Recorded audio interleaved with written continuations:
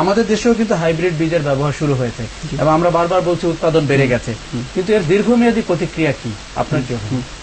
Hybrid সম্বন্ধে আমি দুটো, আমরা কিন্তু বিতর্কের কথা খুব বড় করে জানি, একটু ডিফারেন্সিয়েট করব। একটা হচ্ছে যে হাইব্রিড আসলে কি ভালো ফলন হয়, যেটাকে আমরা হেটারোসিস বলি, যে দুটো লাইন ক্রস করলে সেই হাইব্রিডটা কি ভালো উৎপাদন করে, সেটা হচ্ছে একটা। আর একটা হচ্ছে যে হাইব্রিডের যে প্রোডাকশন সিস্টেম, হাইব্রিডকে বাঁচিয়ে রাখতে পারছে কিনা ফার্মাররা, সেই বীজ রাখতে পারছে কিনা, সেটা হলো আরেকটা ব্যাপার। অনেকে কিন্তু হাইব্রিড এই ফ্যাক্টটাকেই ডিসক্রেডিট করার চেষ্টা করেন। আমি যেহেতু হাইব্রিডের বিজ্ঞান নিয়ে কাজ করি, আমি আমার প্রাইমারি এম্পিরিক্যাল নলেজ থেকে বলতে পারি যে দুটো লাইনকে যখন ক্রস করা হয় তখন উৎপাদন অনেক বেড়ে যায়। এই হাইব্রিড বিগার এবং হেটারোসিস, এটা ল অফ গ্র্যাভিটেশন বা সেকেন্ড ল অফ থার্মোডাইনামিক্সের মধ্যে একটা সত্য কথা, এটা কোনো কনস্পিরেসি না। এখন কথা হলো যে কিভাবে এটাকে আমরা করব, এটা কি কোম্পানির মাধ্যমে করব নাকি কৃষককে সেটা শিখিয়ে দেব। চীনে যেভাবে করা হয়েছে, কৃষকদেরকে ক্ষমতায়ন করে তারা নিজেরাই হাইব্রিড করতে পারছে, বীজটাকে তারা বিজনেসের পার্ট হিসেবে কৃষকের কোঅপারেটিভরা করছে। আমাদের দেশের অবস্থাটি কি?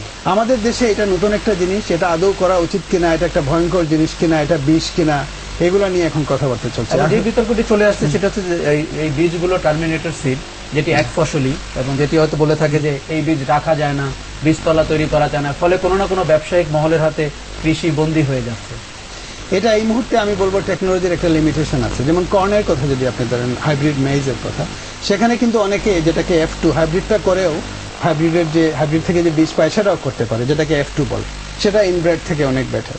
রাইসের ক্ষেত্রে টেকনোলজির একটা সমস্যা আছে যে অনেক সময় F2 এটা কাল্টিভেট করার যোগ্য না, কিন্তু সেখানে আমি যেমন একটা টেকনোলজি অ্যাপোমিক্সিসের সাথে যুক্ত, যে ফার্মাররা কি করে হাইব্রিডকে জেনারেশন পর জেনারেশন বাঁচিয়ে রাখতে পারে, সেটা টেকনোলজিতে চলছে। সেজন্য আমি বলছি যে এই যে এগ্রিকালচারাল পলিসি এবং অর্থনৈতিক চিন্তাধারা, এটার সাথে টেকনোলজির পসিবিলিটি কি, এটা কিন্তু যথেষ্ট সংমিশ্রণ এদেশে হয়নি।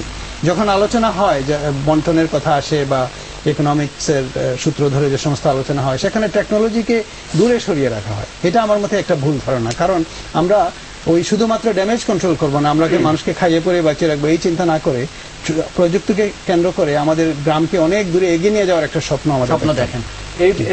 এই বিষয়ে আমরা এখন সরাসরি টেলিফোনে কথা বলবো নয়া কৃষি আন্দোলনের নেত্রী ফরিদা আক্তারের সঙ্গে। আপনি কি আমাকে শুনতে পাচ্ছেন? ফরিদা আক্তার, আপনি কি আমাকে শুনতে পাচ্ছেন?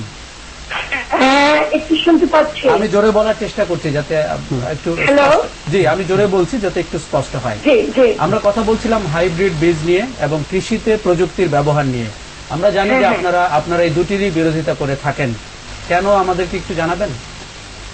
আমরা বিরোধিতা বিনা কারণে করছি না। আমি এই মুহূর্তে টাঙ্গাইলে করছি নারী কৃষকদের একটি সম্মেলনে, সেখানে কিন্তু সবাই একই কথাই বলছে যে প্রথমত হাইব্রিডের মতো বীজের আমাদের দরকারই তো নাই, যেখানে আমাদের ধানের বলেন বা নানা রকম শস্যের প্রচুর বৈচিত্র্যময় বীজ আছে এবং যেই বীজের রোপণ সম্পর্কে এবং ফলন সম্পর্কে সব জ্ঞান আমাদের আছে। তার চেয়ে বড় কথা হলো এটা আমাদের দেশের পরিবেশ এবং সবকিছুর সাথে উপযুক্ত। ফলে হাইব্রিড যে এখানে আনা হচ্ছে সেটা হলো বাইরে থেকে আমদানি করা এবং এর সাথে আসছে কীটনাশক, সার।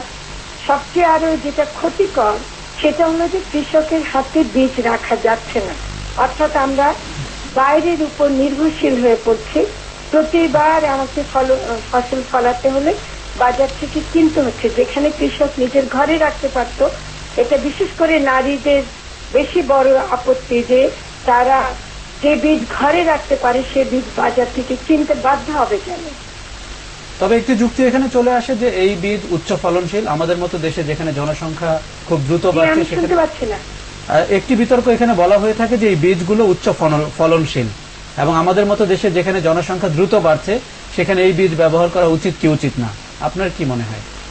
এটা প্রথমত দেখেন, এইগুলো হলো যারা বলেছে এরা কিন্তু কোনো বৈজ্ঞানিক ভিত্তি আছে বলে আমার মনে হয় না। কারণ হাইব্রিডের এই পর্যন্ত আমরা যেমন আলো 601 আমরা দেখেছি ধানের মধ্যে এবং আরো যেগুলো দেখেছি, এই ফলনের ব্যাপারটা কিন্তু দাবি যত করা হয় সত্যিকার অর্থে সেরকম ফলন পাওয়া গেছে বলে এখনো সব জায়গায় প্রমাণিত হয়নি।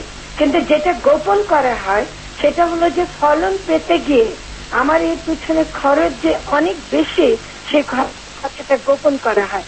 কাজে ফলন আমি যদি পাইও বেশি, যদি আমার খরচ বেশি হয়ে যায়, কৃষক কিন্তু ঋণগ্রস্ততার শিকার হতেই থাকে।